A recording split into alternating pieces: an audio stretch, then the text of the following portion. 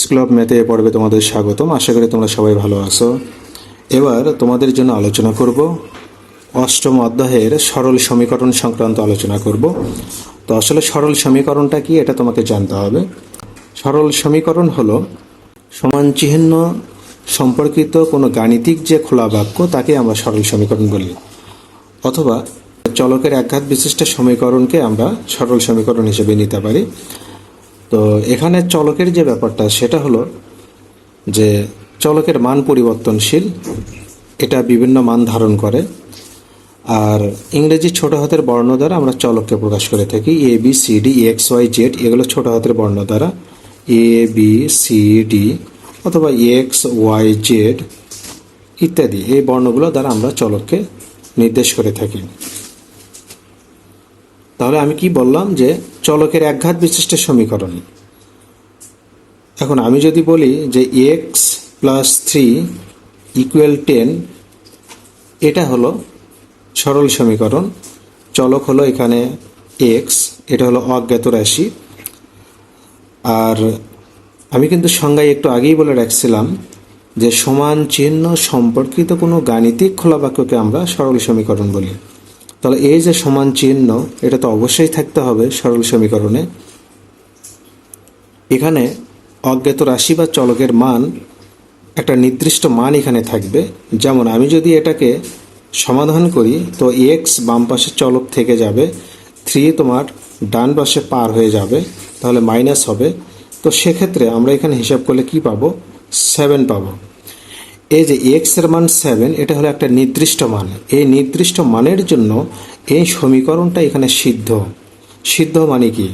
বাম পাশে এক্স এর জায়গায় যদি তুমি 7 বসাও, 7-এর সঙ্গে 3 যোগ করলে 10 হবে। এই যে শুদ্ধি পরীক্ষা, বাম পাশের সঙ্গে ডান পাশের যে একটা মিল তৈরি করলে এটাই হলো তোমার শুদ্ধি পরীক্ষা। তো সেক্ষেত্রে এক্স এর একটা নির্দিষ্ট মান 7-এর জন্যই কিন্তু এটা মানে শুদ্ধি পরীক্ষা করতে পারলাম।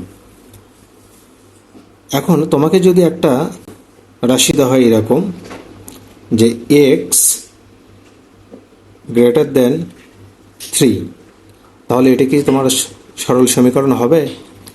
না, এটা কেন হবে না? কারণ এখানে সমান চিহ্ন নাই, আর এক্স এর মান এখানে নির্দিষ্ট নয়, এখানে বিভিন্ন মান তোমার আসবে। এক্স এর মান যদি আমি 4 নেই তাহলে 3 অপেক্ষা বড়, এক্স এর মান যদি আমি 5 নেই তাহলে 3 অপেক্ষা বড়।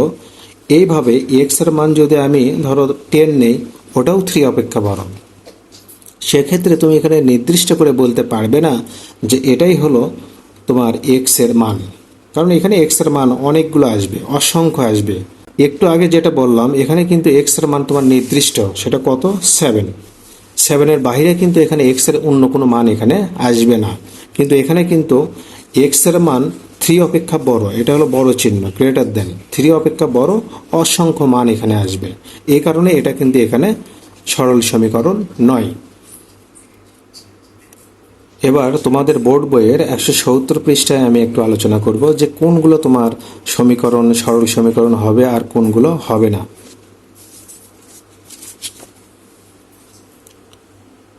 তোমরা এখানে দেখতে পাচ্ছ তোমাদের 170 পৃষ্ঠায় একটা ছক তোমরা দেখতে পাবে। তো এখানে বলা হলো যে 1 নম্বর প্রশ্নে যেটা বলা হলো যে এটা একটা বীজগাণিতিক সম্পর্ক, অজ্ঞাত রাশি বা চলক এখানে কি সেটা তোমাকে বলতে হবে। আর যদি সমীকরণ হয় তাহলে টিক চিহ্ন দিতে হবে, না হলে তোমাকে ক্রস চিহ্ন দিতে হবে। আর যৌক্তিক কারণ বা ব্যাখ্যা সহ তোমাকে মন্তব্য করতে হবে। তো আমরা এখানে 1 নম্বরে যেটা পেলাম এক্স প্লাস 20 ইকুয়াল 60। তো এই যে এক্স প্লাস 20 ইকুয়াল 60, এটা কি সমীকরণ হবে? হ্যাঁ, অবশ্যই হবে, কারণ আমরা এখানে সমান চিহ্ন দেখতে পাই।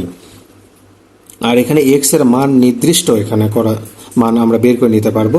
কারণ আমরা যদি এখানে হিসাব করি সেটা হলো 1 নম্বরে যেটা আছে সেটা হলো এক্স প্লাস 20 ইকুয়াল হলো তোমার 60। তো এখানে যদি আমরা হিসাব করি তাহলে কি আসবে? আমরা 20-কে ডান পাশে পার করে দেব, তাহলে মাইনাস হয়ে যাবে, বাম পাশে যা থাকবে তার বিপরীত চিহ্ন যুক্ত হয়। তো সেক্ষেত্রে আমরা এখানে 60 থেকে 20 বাদ দিলে আমরা 40 পাবো।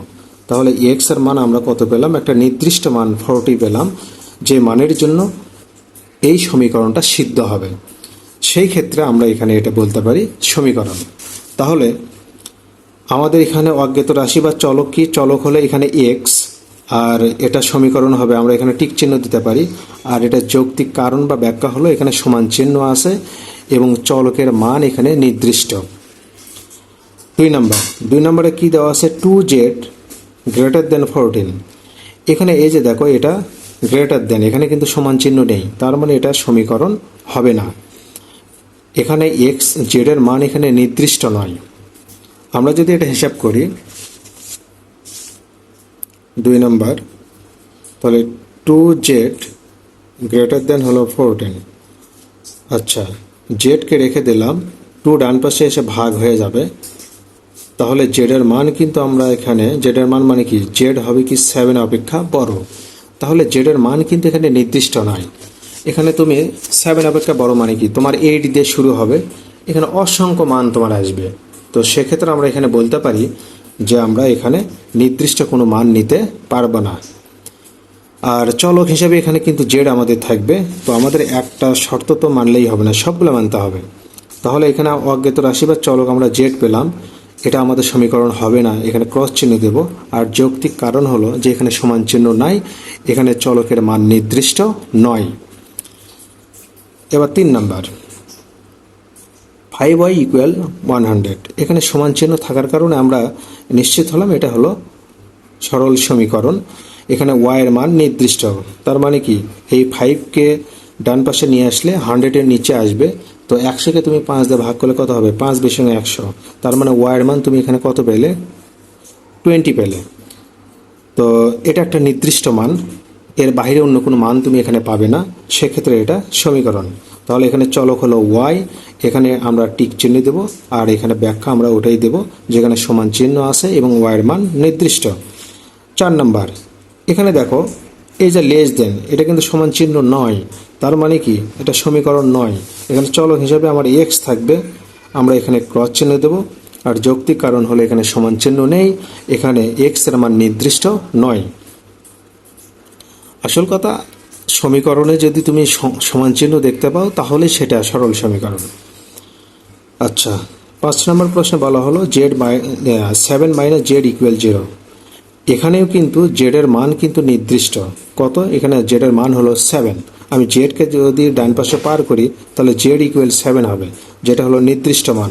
তাহলে এটা চলক হলো জেড, এটা আমরা টিক চিহ্ন দেব, এখানে বলবো সমান চিহ্ন আছে এবং চলক বা অজ্ঞাত রাশির মান নির্দিষ্ট। পরেরটা, এক্স এর নিচে কিন্তু 0। তো হর যখন 0 হয়, মনে রাখবে সেটা হয়ে যায় তোমার কি? অসংজ্ঞায়িত। সেক্ষেত্রে এখানে আমাদের এটা সমীকরণ হবে না। আর এখানে আমরা ক্রস চিহ্ন দেব, এখানে আমরা এখানে বলবো যে এখানে যেহেতু এটা মানে, তাহলে আমরা এখানে বলবো যে চলকের মান এখানে নির্দিষ্ট নয়। তো সেক্ষেত্রে এটা কি? আমাদের সমীকরণ হবে না। এটা যেহেতু তোমার হর 0, এটা অসংজ্ঞায়িত। এরপর সর্বশেষ 7 নম্বরে যেটা দেওয়া হলো যে 9 মাইনাস 3 ইকুয়াল 6। এখন তোমার সমীকরণ হতে চাইলে অবশ্যই তোমাকে চলক থাকতে হবে, আর যেখানে চলক নাই সেটা তো সমীকরণ হওয়ার কোনো সুযোগই নাই। তাহলে এটা আমরা কি বলবো? অজ্ঞাত রাশি বা চলক নেই। আর এখানে আমরা ক্রস চিহ্ন দেব, এখানে আমরা যৌক্তিক কারণ দেব যে এখানে চলক নেই, এই কারণে এটা সমীকরণ নয়। তো আশা করি তোমরা বুঝতে পারলে যে আসলে কোনটা সমীকরণ হবে আর কোনটা সমীকরণ হবে না, এবং তার কারণ বা ব্যাখ্যা সহ তোমরা বুঝতে পারলে।